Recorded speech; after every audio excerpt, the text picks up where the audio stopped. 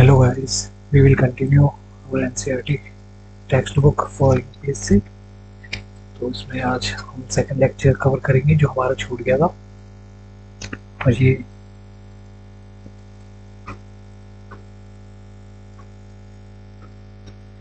हमने वैसे भी हमारी जो ज्योग्राफी की क्लास चल रही है यूपीएससी के लिए उसमें हमने कवर कर रखा है लैटिट्यूड और लॉन्गिट्यूड हमारे। उसको हम 6th क्लास के टेक्स्ट बुक के नज़रिए से आज देखेंगे कि ग्लोब किसे कहते हैं। और ग्लोब एक्सिस जैसे हमने उसमें बताया था इमेजिनरी लाइन जो नॉर्थ पोल को साउथ पोल से जोड़ती है, उसी को हम एक्सिस कहते हैं। इक्वेटर किसे कहते हैं? भूमध्य रेखा। Parallel of latitudes, importance of parallel of latitudes, जैसे हमने पिछली क्लास में भी देखा कि पैरेलल और जो हमारे लॉन्गिट्यूड है और लैटिट्यूड है जो किसी पृथ्वी पर किसी भी प्लेस को दर्शाने में या ढूंढने में एक अहम भूमिका निभाती है, जिसके कारण ये सब इम्पोर्टेंट पॉइंट है हमारे एग्जाम पॉइंट ऑफ व्यू से। हेड जोन ऑफ द अर्थ किसे कहते हैं? अब देखते हैं। सबसे पहले ग्लोब। और planet earth is not a sphere. सबसे पहले हम देखते हैं कि जो हमारी अर्थ है वो क्या है, स्फीयर नहीं है, कंप्लीट सर्कल नहीं है। इसकी एक अपनी यूनिक शेप है जिसे हमने ग्लोब का नाम दिया था।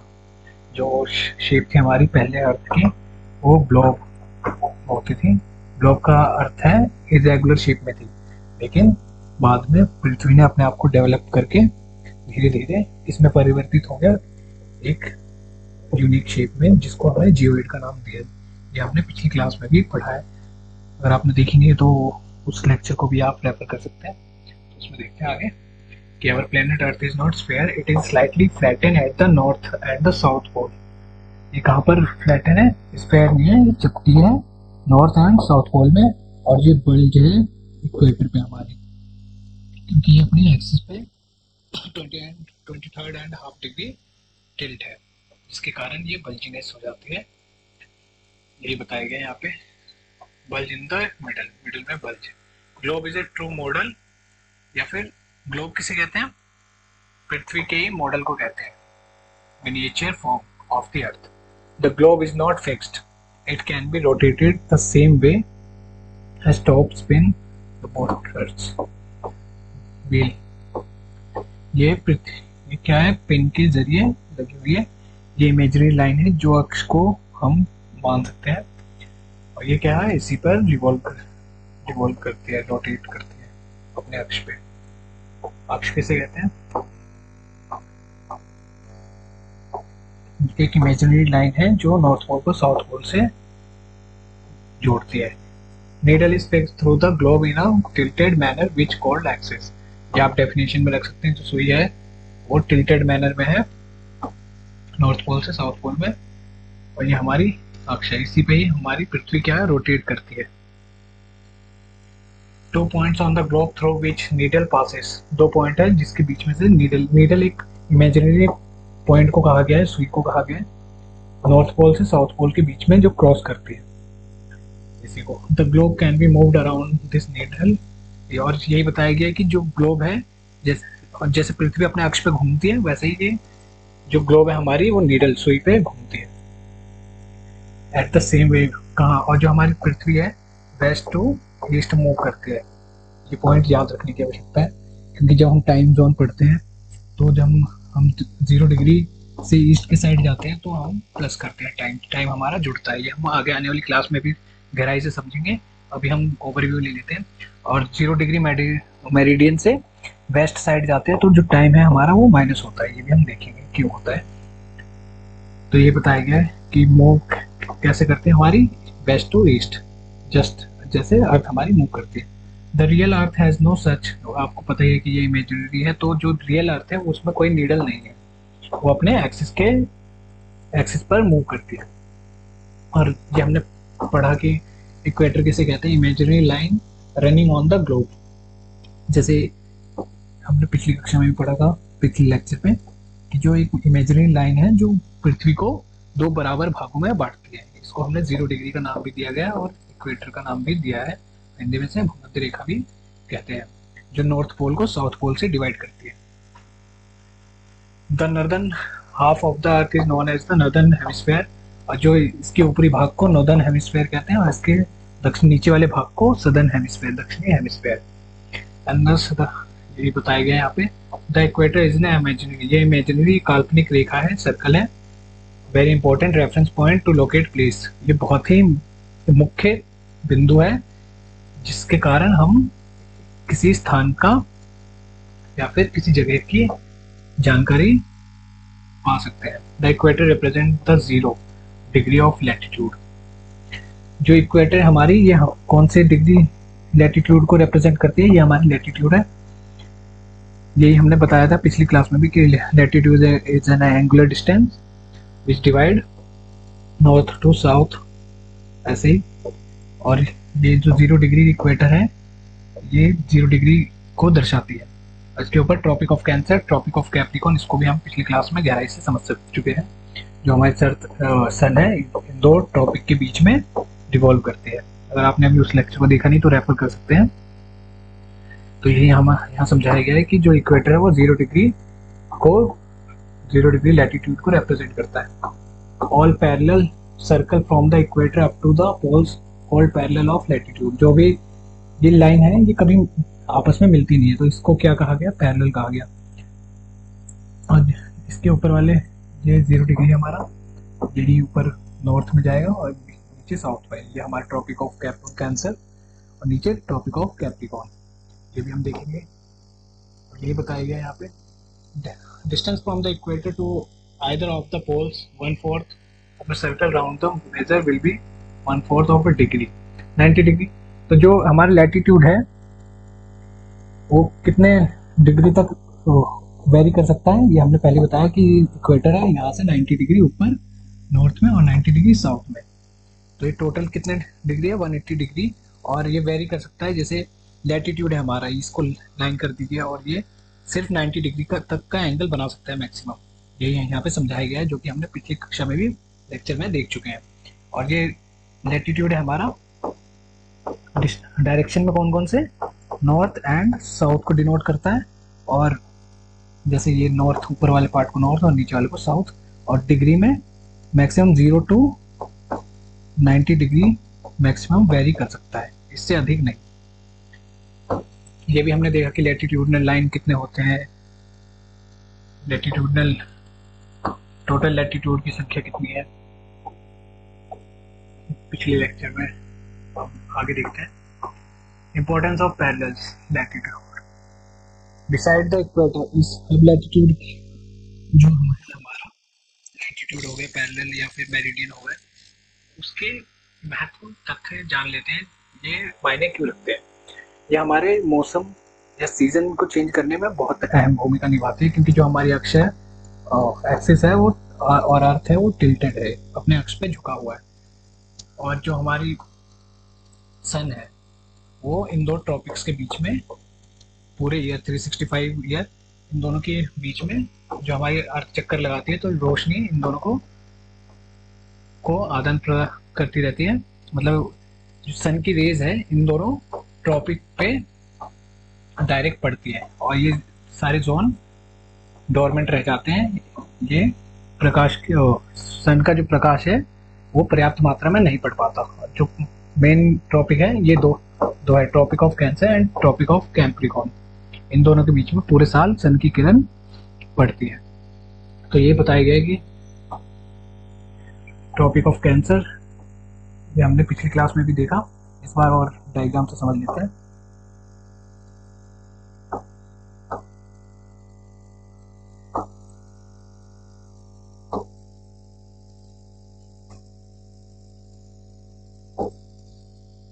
ये हमारी अर्थ है, ये 0 डिग्री लैटिट्यूड, जिसको हमने इक्वेटर का नाम भी दिया। यहाँ पे जो डिग्री बनाई गई वो लैटिट्यूड का 0 डिग्री होगा।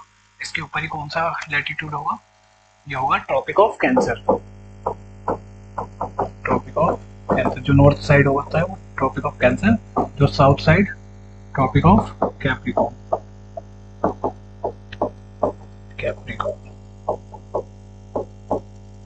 साउथ में होगा, 0 डिग्री के नीचे जो भी होगा वो साउथ होगा, तो ये एंगल बनाएगा 23.5 डिग्री साउथ।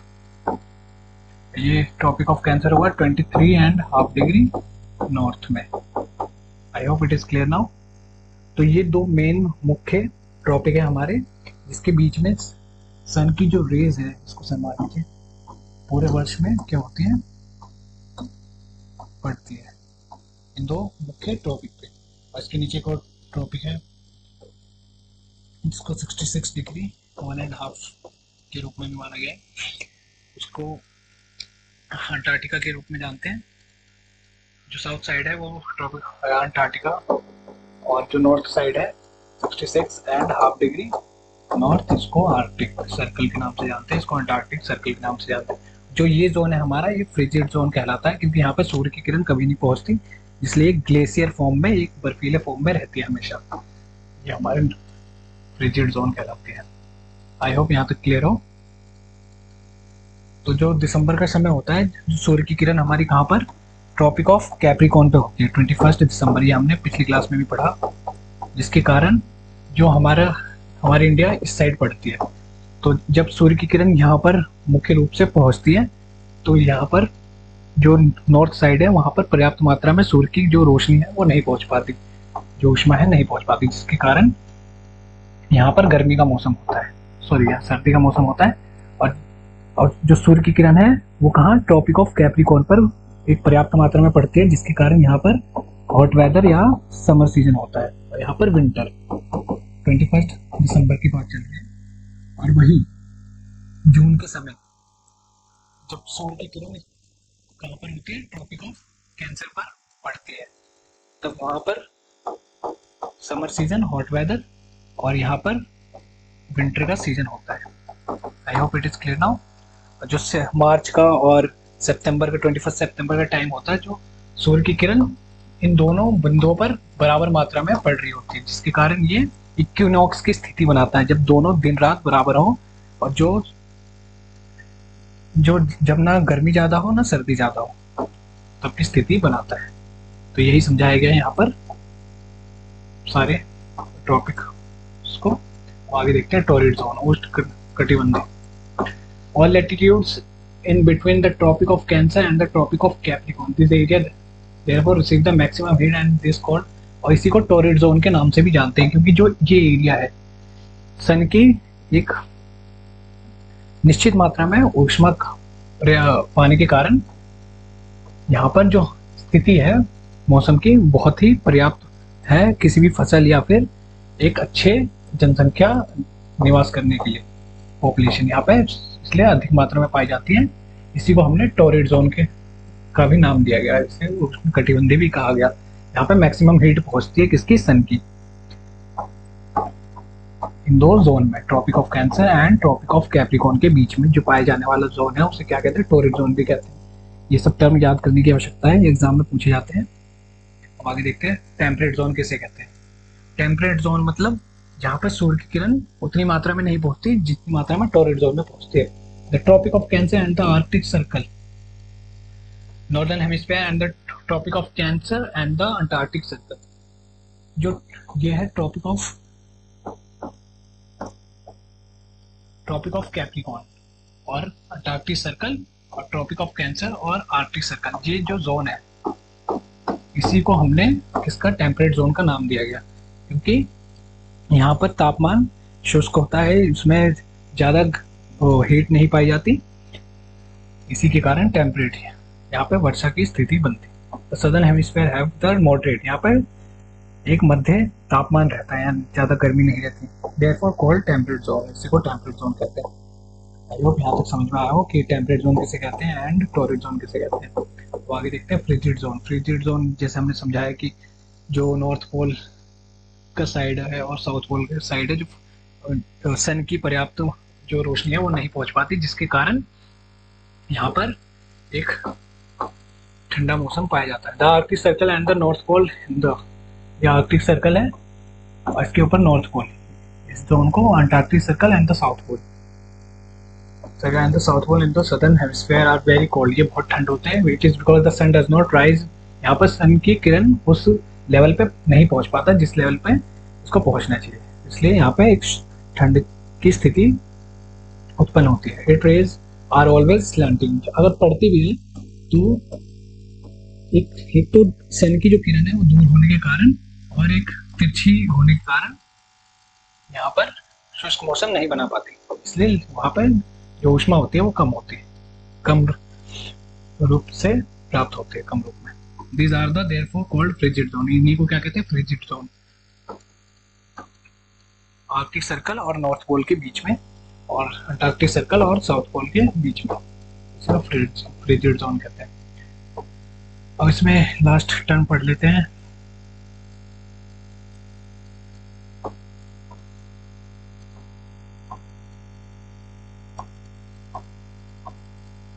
तो हमने देख लिया what are the longitudes. Longitudes के क्या मायने हैं? To fix the position of place, किसी भी प्लेस की स्थिति को जानने के लिए या फिक्स करने के लिए इट इज नेसेसरी। जैसे हमारी अर्थ इतनी बड़ी है तो इसको हम कैसे पता लगाएंगे ये कंट्री कौन सा साइड में है, तो इसलिए हमने एक रेफरेंस पॉइंट माना, जो प्राइम मेरिडियन है 0 डिग्री, उसको हमने रेफरेंस पॉइंट माना ताकि हम किसी भी कंट्री या फिर किसी भी जगह की जो जो स्थिति है उसको पता लगा सकें कि इसके रेफरेंस में ईस्ट में है या वेस्ट में है या नॉर्थ में है, साउथ में है। अगर कोई प्लेस ओशियन में पाया जाता है तो ये कैसे पता लगाएंगे कि वहीं पर है। जैसे कि यहाँ समझाया गया है that tonga island in the Pacific and the Mauritius island in the Indian ocean, कैसे पता लगाएंगे वहाँ पर सिचुएटेड है। तो ये लैटिट्यूड और लॉन्गिट्यूड इसमें बहुत अहम भूमिका निभाते हैं। We must find the how to east, these are the form given the reference north and, इसी को हमने इसलिए हमने जो 0 डिग्री ग्रीनविच है उसको रेफरेंस पॉइंट माना। और इसी को हमने क्यों माना ये हमने पिछली क्लास में भी यूपीएससी वाले डिस्कस कर चुके हैं, अगर आपने देखा नहीं है उसको रेफर कर सकते हैं। उसमें एकदम गहराई से समझाया गया कि रॉयल ऑब्जर्वेटरी पाया गया और ब्रिटिश रूल के होने के कारण उनको इम्पोर्टेंस दी गई, ये सब तो यही समझाया गया है यहाँ पर। और जो हमारी पृथ्वी है और जो हमारा इंडिया है ये भी देख लेते हैं।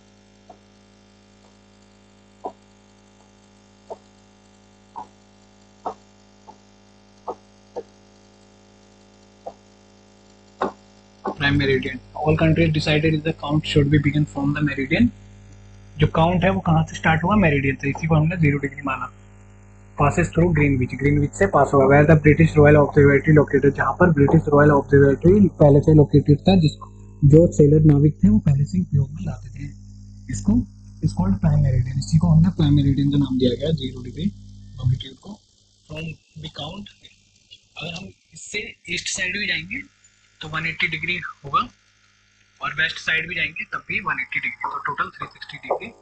अगर हम पूरे सर्कल को अर्थ को कवर करेंगे तो 360 डिग्री कहलाएगा, यही समझाया गया यहाँ पर। तो जो अर्थ है इसको प्राइम मेरिडियन 2 इक्वल पार्ट में डिवाइड करते हैं, 180 degree eastward and 180 degree westward, ये समझाया गया यहाँ पर। Why we have standard time, हमारे लिए स्टैंडर्ड टाइम के क्या मायने हैं और क्यों है। The local time place where the different, जैसे कि हमारी भारत इतना बड़ा स्टेट है, 32 लाख किलोमीटर से अधिक का एरिया कवर करता है, तो इसमें जो हमारा अरुणाचल प्रदेश में जो सूर्य है पहले उग जाता है 2 घंटे पहले, और जो गुजरात में है उसमें जो सूर्य की किरण है वो 2 घंटे बाद में पहुंचती है, जिसके कारण बहुत सारी समस्याएं झेलनी पड़ती है। लेकिन यह अभी उतनी, इससे हम बड़ी बड़ी समस्याएं हमारे देश में पाई जाती है, इसलिए उस पर कोई अभी उतना ध्यान नहीं देता। पर कई कई देश है जैसे रशिया है, जो विघटन होने के कारण भी बहुत बड़ी कंट्री है आज भी, तो वहाँ 24 जोन्स है टाइम के। जैसे अगर हमारे आसाम में 5 बज रहे हैं तो यहाँ पर 7 बजेंगे, लेकिन ऐसा नहीं है अभी, यहाँ पे सेम टाइम जोन है। इंडिया में एक ही टाइम जोन है, अभी एक ही अपनाया गया है, इसको हम बाद में देखेंगे कि गहराई से जब टाइम जोन पढ़ेंगे, लेकिन अभी जान लेते हैं कि टाइम जोन क्या है। जैसे कि 82 डिग्री जो स्टैंडर्ड टाइम है हमारा 82 डिग्री एंड हाफ 1/2 को अपनाया गया है। जैसे यहाँ पर इसमें पूरे सेंटेंस में यही समझाया गया है कि टाइम जोन किसे कहते हैं और इंडियन स्टैंडर्ड टाइम जोन से क्या तात्पर्य है। जैसे 0 डिग्री ग्रीनविच है प्राइम मेरिडियन है, इससे ईस्ट की तरफ जाएंगे, जब भी 0 डिग्री प्राइम मेरिडियन से ईस्ट की तरफ जाएंगे तो टाइम क्या होगा, प्लस होगा, और वेस्ट की तरफ जाएंगे तो टाइम क्या होगा, जैसे हमने बताया अभी, माइनस होगा। तो जैसे कि 1 डिग्री में कितने मिनट होते हैं, 4 मिनट। 1 डिग्री में कितने मिनट होते हैं, 4 मिनट। और जो इंडिया ने अपना स्टैंडर्ड टाइम इंडिया को दिया गया है, माना है, उसका है 82 डिग्री 1.5 ईस्ट। और जैसे हमने समझाया कि ईस्ट साइड में जाएंगे तो टाइम क्या होगा, प्लस होगा।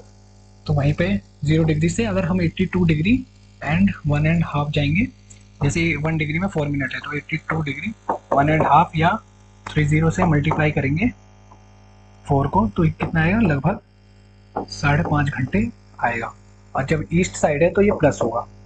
तो 0 डिग्री प्राइम मेरिडियन से हम कितने घंटे आगे हैं, लगभग 5.5 घंटे आगे हैं। आई होप यहाँ तक समझ में आया हो कि इस सेंटेंस का क्या अर्थ है। ये हम टाइम जोन आगे और सब गहराई से समझेंगे, और भी जैसे कि इस कंट्री में इतना टाइम हो रहा है तो उस कंट्री में, जापान में कितना टाइम होगा, ऑस्ट्रेलिया में कितना टाइम होगा, ये हम जब यूपीएससी क्लास लेंगे तो उसको और गहराई से समझेंगे। अभी के लिए इतना काफ़ी है। आई होप यहाँ समझ में आया हो कि 1 डिग्री में कितने मिनट होते हैं, 4 मिनट होते हैं। और हमारी जो अर्थ इंडिया का टाइम जोन है 82 degree and half, 82 degree and 30 east side में है। आई होप यहाँ तक समझ में आया हो। तो अगर इसको मल्टीप्लाई करेंगे 4 से तो ये लगभग कितना आएगा, 5.5 घंटे आएगा। और प्राइम मेरिडियन 0 डिग्री माना गया, और इसमें जोड़ेंगे क्योंकि ये ईस्ट साइड है तो टाइम क्या होगा, प्लस होगा। तो कितने, 5.5 घंटे प्राइम मेरिडियन से क्या होगा, आगे होगा। अब समझ में आया कि टाइम आगे ही क्यों होगा, क्योंकि ईस्ट साइड जाते हैं तो टाइम हमेशा क्या होगा, प्लस होगा प्राइम मेरिडियन से, और वेस्ट साइड जाएंगे तो टाइम क्या होगा, माइनस होगा। आई होप समझ में आया हो। आज इतना ही रखते हैं। इस 6th क्लास की बुक के लिए एक बेसिक सी नॉलेज थी। अगर आपको कोई भी क्वेरी है तो you can raise in a comment section. आज के लिए इतना ही, मिलते हैं नेक्स्ट लेक्चर में एनसीईआरटी के। और जो टाइम जोन है इसको हम अलग से भी पढ़ेंगे जब सीजन का चैप्टर कराएंगे यूपीएससी के लिए, तब। तो मिलते हैं, थैंक यू।